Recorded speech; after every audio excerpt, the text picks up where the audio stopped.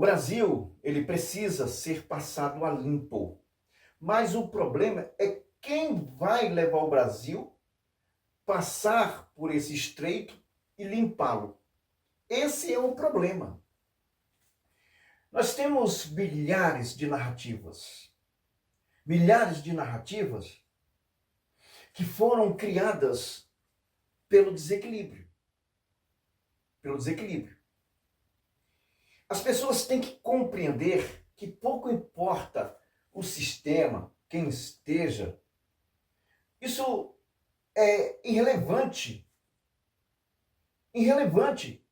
Não importa quem está no sistema, quem é o sistema, quem conspirou deixou de conspirar, quem falou, quem disse, quem... Essas coisas são narrativas de fatos. Fatos inconcluídos. Fatos que não foram concluídos. Porque só pode existir narrativas quando não tem conclusões dos fatos. Então, para que o Brasil, ou o brasileiro, ou seja lá, os políticos, ou pessoas que se encontram no poder, nessa lama que as pessoas chamam de democracia, nessa confusão de ideias permanentes, crônicas, doentias, de esquerda e direita, pessoas se agredindo, que conduziram de uma forma antagônica, que conseguiram conduzir uma parte, pegando a escória, adotando a escória como brasileiro, desfazendo a base daquilo que é correto, justo, perfeito, direito. Então essas narrativas que nascem dessas confusões não vai levar ninguém a lugar nenhum, a não ser um possível grau acima do aborrecimento. Quando se fala sobre nação, é preciso que venhamos entender que nós temos que pôr em prática o que chamamos de lei, o que chamamos de obrigação. Mas isso é o suficiente? Não.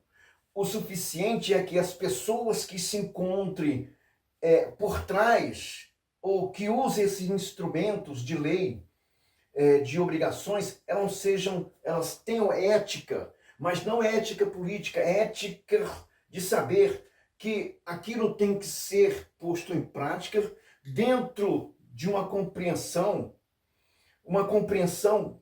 em que, pondo-se no lugar daquele em que se vai aplicar aquilo que se tem como instrumento. Não é que as pessoas simplesmente coloquem o desonesto no poder e possa permitir que as coisas ocorram porque aquilo existe. O certo nas mãos do errado torna-se errado. Não importa quem a pessoa seja. Então tem instrumentos que fazem com que haja um manuseio dessas pessoas que se encontram com esses instrumentos na mão. Existe. Chama-se Congresso Nacional.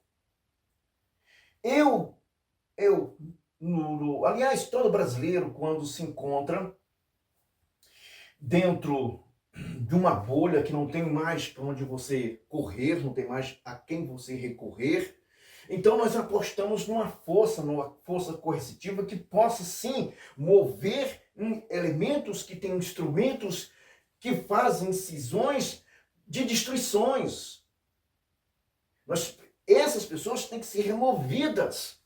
Não importa quem pode ser, só que nós entramos numa casta que essas pessoas que se encontram com instrumentos em mãos, elas estão ali porque vem de um histórico, um grande histórico. E nem percebemos esse histórico. Hoje o Brasil está ali. Os oligárquicos estão em todos os cantos. Que ali tem parente de pessoas que já estiveram ali há 100 anos atrás. Tem pessoas ali que estão há 50 anos. Não, eu sou parente sou neto do neto do neto. Meu avô era desembargador, não, meu tataravô foi senador. Então, essa política, essa política onde tem esses instrumentos, onde tem os instrumentos e tem os elementos que usam os instrumentos, é preciso que haja um poder coercitivo e quando estão perdidas, é evidente, repito, a gente fica aliviado em saber que vamos ter um socorro, seja externo ou seja do alto. Nós vamos nos sentir aliviados. Mas, na dimensão do desequilíbrio que nós estamos aqui tentando explicar, onde o povo é a dimensão desse desequilíbrio. Houve um desequilíbrio lá, mas aconteceu primeiro aqui no povo, onde ninguém se entende. E nós colocamos elementos indicados por grupos que vão tirar vantagem desses elementos. Mas se fosse de fato uma democracia, de fato sim, uma nação, esse povo teria força o suficiente para mover de forma incisiva o elemento que tem os instrumentos que está sendo usado ou usa esses instrumentos para atos criminosos que são omissos. Há grupos criminosos para atuar nesses pequenos, que é uma dimensão do desequilíbrio. Nós, brasileiros, é uma dimensão enorme desse desequilíbrio. Nós levamos essa dimensão para outros órgãos, para a República em si, em termos dos três poderes, nós levamos esse desequilíbrio. Reclamações, elas são sensatas quando temos representantes. Mas como ter representante sem uma dimensão do desequilíbrio aqui, na base? Então vamos levar duas castas de pessoas que não vão se entender. Vamos levar duas pessoas, duas mentalidades, que adotam esquerda e direita, que não têm responsabilidades nenhuma, pelo o fato de alcançarem o uso do instrumento e ficam à vontade para fazer o que bem querem e o que bem entendem. O povo está perdido. Olha, o povo está perdido. É difícil se falar isso, mas eu só falei o povo. Eu não falei as organizações. Elas não estão perdidas. O Senado, o Congresso Nacional não está perdido. O Executivo não está perdido. O STF, a Justiça, não está perdida. Mas o povo está perdido porque tem a atuação dessas pessoas sobre o povo. Então eles estão perdidos, mas fragmentados para brigarem entre si e defenderem sobre duas castas de pensamentos que não vão de forma nenhuma unificados. Estão sempre sob o domínio, à sombra de alguma coisa. Se sai alguma coisa errada, então é culpa da escolha do povo. Sempre é o povo que vai ser o culpado. Nós temos hoje um crescimento avassalador do crime organizado no Brasil. Esse ninguém pode questionar. Ninguém. Mas não tem, de forma nenhuma, um elemento, e agora surgiu um governador do Rio de Janeiro.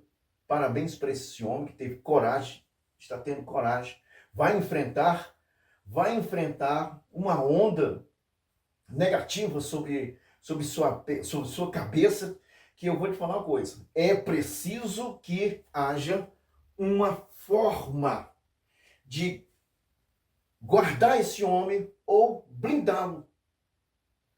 Ou blindá-lo. De maneira que os elementos que se encontram com os instrumentos ou o instrumento na mão não possam usar esse instrumento contra esse homem. Porque ele usou da obrigação, das suas obrigações como governante, e usou o artigo 5º da Constituição, inciso 54, que diz que crime, olha, é crime inafiançável, imprescritível, grupos civis, militares, armados ou que afrontam o Estado Democrático de Direito. Ele usou, por isso ele disse em uma entrevista rápida que eu vi, ele usou, estou dentro do que é direito. É o suficiente? Lamento dizer, senhor governador, não é o suficiente. Mas eu peço que Deus o possa protegê-lo de toda a investida dos elementos que têm um instrumento na mão para alcançá-lo e caçá-lo. Estamos vendo uma prática que não é normal, não é enriquecida de caráter e nem de moral. Mas estamos vendo isso acontecer no Brasil. Estamos vendo.